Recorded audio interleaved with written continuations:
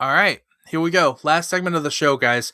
And we're talking the Steve Rogers theory. There's been so much tossed out there in regards to rumors and conspiracy theories for Doomsday. And some of it, honestly, none of it has been confirmed by the studio. And well, why would they? Why would they come out and say, yeah, this is true, this isn't true? But if you can believe some of the words of some of the film pundits and reporters that we hear who claim that they've read the scripts of the show. So I'm a huge fan of the John Campea Show podcast. And I do believe him when he says he's read the script. Like I think that he's a man of integrity from what I can tell, and I don't think he would lie to us. With that being said, he made it a point of the fact that he knows a lot about what happens at Doomsday, and he's not going to be the one to spill that news. But if he sees it going around talked about, that he thinks he does have an obligation because of the kind of show he runs to talk about it. And I think that's fair. And so this is where I first heard the story, and I started digging into it a little bit more. It looks like Loki, basically in a nutshell, Loki has taken Steve Rogers and has placed him in the universe that we saw in the Fantastic Four movie. And within that universe, him and Agent Carter and their child, that's the universe that we're introduced to and seen in that small clip, that little teaser clip of Steve Rogers will return. How he ends up there, I don't know. What events led to Loki putting him there, I don't know. No one knows. There's speculation, obviously. But even John Campea said that he wasn't going to share that information. But clearly Loki plays a vital role in this Doomsday movie. And the placement of Steve Rogers is interesting to me, right? So why place Steve Rogers there? What caused that? Because at the end of Endgame, Steve Rogers goes back in time, stays there, lives his life, and we see him as old man Steve Rogers sitting on the bench waiting for time to catch up to him, right? So does he go, like, he's obviously picked out of there to be able to go to the Fantastic Four universe. Does he come back at the end of Endgame? But then how does that happen if Endgame, is basically if Doomsday is basically a sequel to what Endgame's going to be?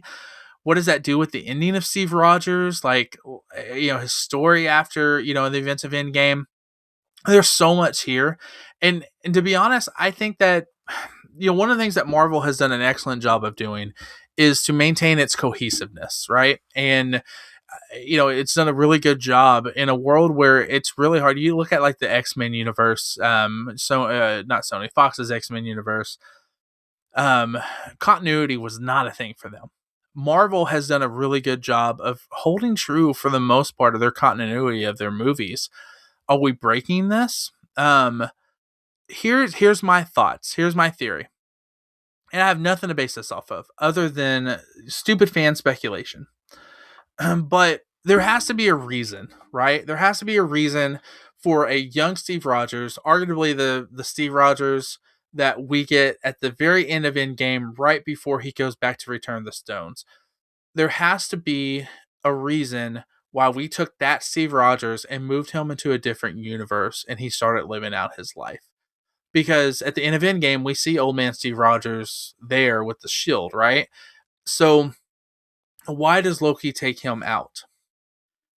I have a couple of theories. All of them probably wrong.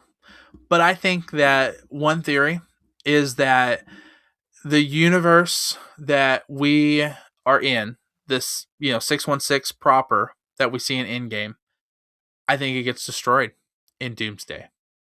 I think that we see a world where we're going to go into it Terminator style, and we are moving around pieces, and Loki is manipulating stories, right? Because at the end of Loki season 2, he's now the god of stories. He's holding on to the tree, to the branches and the timelines. I think he's moving things around because he sees how things are going to play out or need to play out, and he's manipulating those timelines in order to be able to help those things play out. Whether that is for good or for bad, I think that that's going to be, we'll have to wait and see. But clearly there has to be a reason of why he's moving Steve Rogers. And I think it's because we're going to see the destruction of our world that we're in. Um, at the end of Thunderbolts, you see the Fantastic Four rocket coming to Earth, and it's been confirmed already. And on that rocket's going to be the Fantastic Four, along with Steve Rogers and Doomsday. Um, I think we're going to see some kind of destruction of the multiverse, and I think our destruction of our universe is going to bring our heroes together. And I think in some weird way, the moving of Steve Rogers is going to be what helps to either facilitate that or to allow us to be able to have a Steve Rogers who is capable of being able to help with preventing that, right?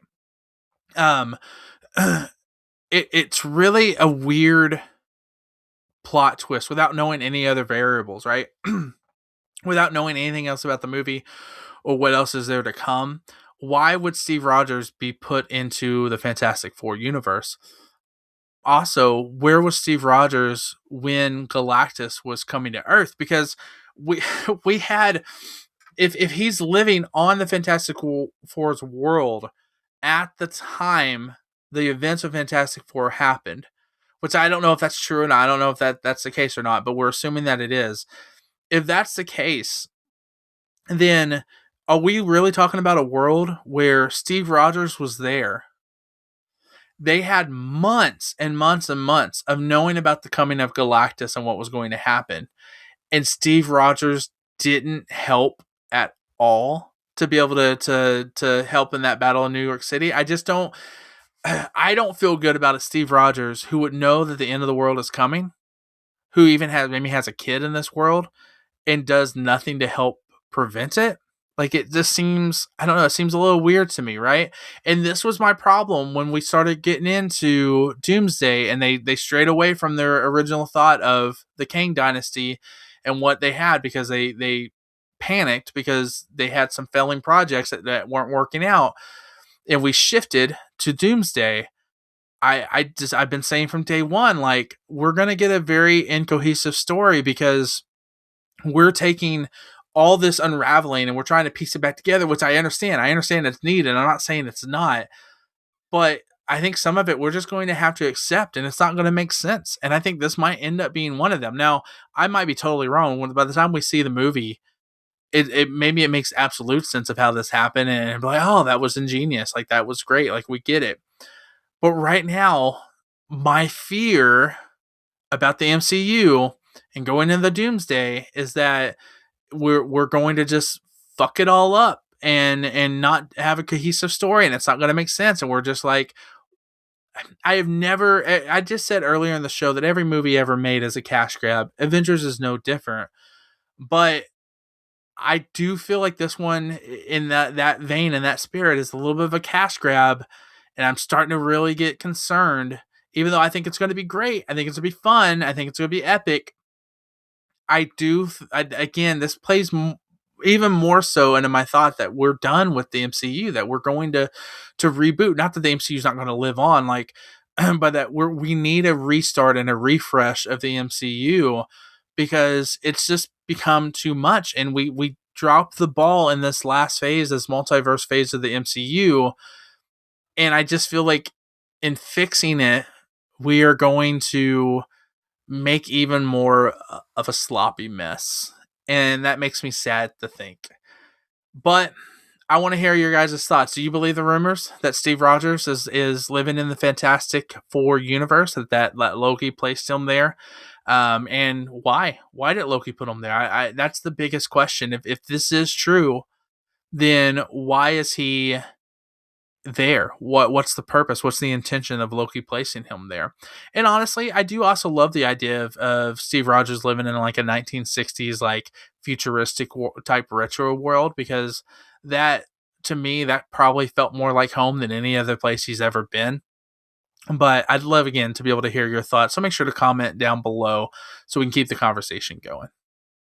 So that's it for our show, guys. Listen, if you've stuck around this long, again, I just want to thank you for being here. I want to thank you for listening to the podcast, because I know that we're all super busy and it's hard to make time for the things that we love. So the fact that you stuck around, you listened to the podcast, you were a part of it, and you listened to all my rambling and thoughts, I appreciate it. I really do. Thank you. So, again, I just want to ask that you go and like and subscribe. More importantly, share, because we want to continue to keep the conversation going. And yeah, I just want to thank you for watching and being a part of the journey today. I'll catch you guys again on the same Batman Drew time at the same Batman Drew channel. Thanks, guys.